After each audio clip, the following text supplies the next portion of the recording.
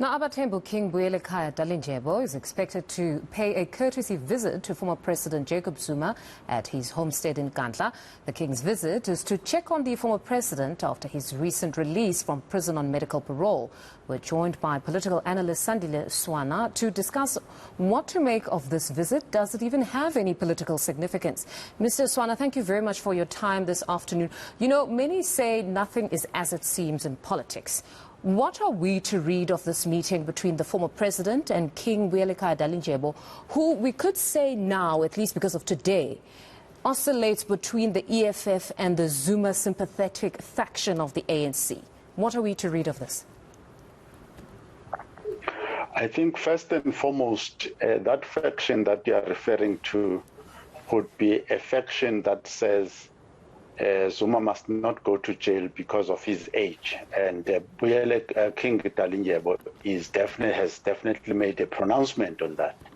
Now, so political in terms of the people who are in power and those who want Zuma back in jail, it is an announcement that Zuma has got certain influential people, certain large groups of people who are in support of him, with King Dalindyebo being a symbol of that in one way or the other, regardless of how controversial Dalindyebo himself may be. But at this point, do you think his influence would somehow impact what possibly happens insofar as his incarceration is concerned? Unfortunately, this camp that we are talking about, or the faction that is in favor of Zuma not going to jail, are missing one simple point. The only way any one of us, including Zuma and Dalindyebo himself, knows this, the only way you can avoid going to jail is through the court process. You must win your case in court. So any large political gathering or even large political following that you could develop is not going to help you to avoid going to jail. But then, if it's irrelevant to the court process. But then if we look at the political developments around the country, insofar as his presence today in Nkandla, like I said, he's an individual that now oscillates between the two. He seems to have the sympathy of the EFF. They're very fond of him as a political party. And now you see him. He's reconciled, apologized back in 2014 to President Zuma. He is now paying him a visit, similar to what we've seen with the EFF in certain instances, where they're no longer so tough on matters pertaining the former president. What does it mean politically here? Look, if we're to be as direct as possible about this, anybody who's on Zuma's side would want a political solution. What would be a political solution? A political solution would be a solution that eventually says that the state, in this case and in the looming corruption trial, Zuma is not supposed to go to jail. So that there's some political determination. Even if he's going to be found guilty of corruption in the next case, he must not go to jail. Now, that is an impossibility, regardless of any political machinations that they do, except to overthrow the state and launch themselves a new constitution and a new everything else.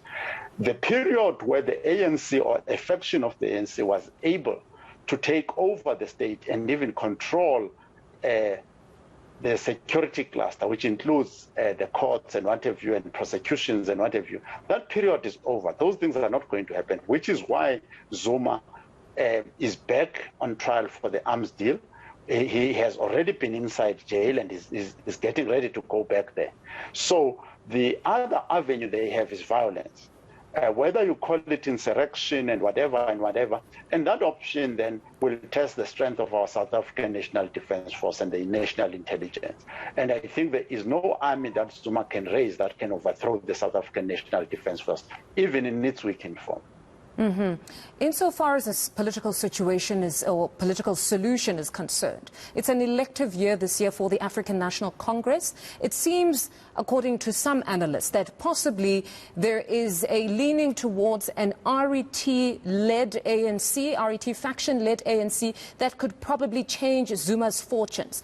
Do you hold that view? That is their intention. Remember that Shabir Shaik was in similar circumstances. Shabir served some time and they were able to find a way of taking him out of prison, and nobody objected. He's still out of prison. Zuma tried a similar trick. The matter was taken to court and he was asked to go back to jail. So the time when the ANC could do itself favors and do its members favors is over. And that is what all of us have got to recognize. That period is over. So if you win power in the ANC, don't think that you are going to run the state as you see fit. That period is over. It's no longer possible to do that.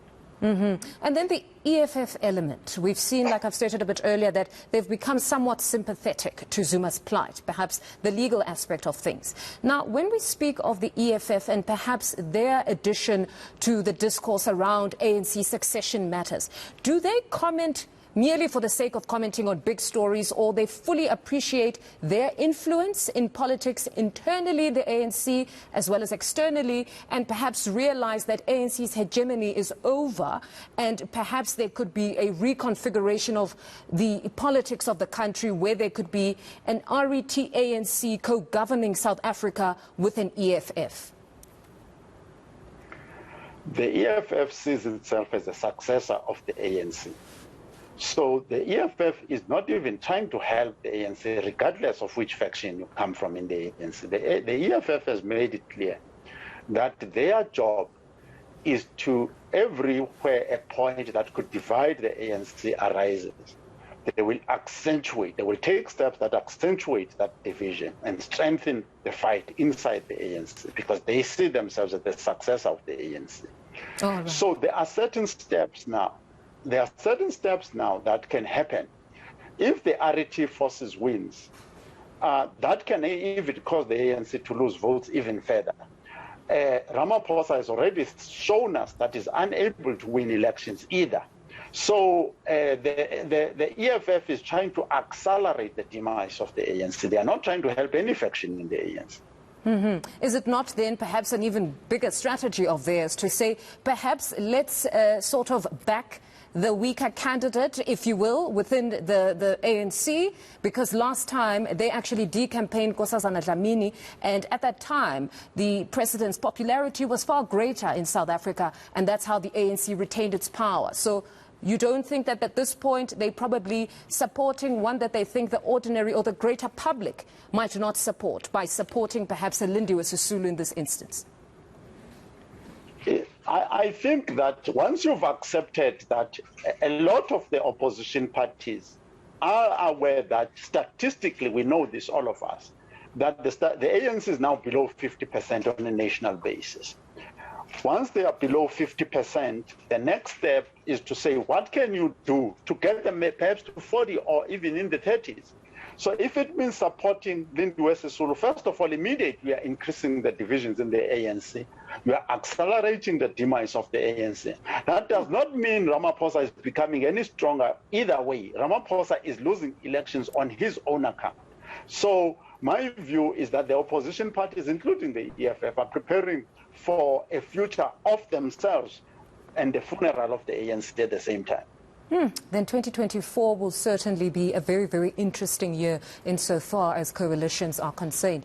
Mr. Swana, thank you very much for your time. That was political analyst Sandile Swana, just giving us his views on perhaps the political significance of King Buyelekhaya Dalindyebo visiting former President Jacob Zuma.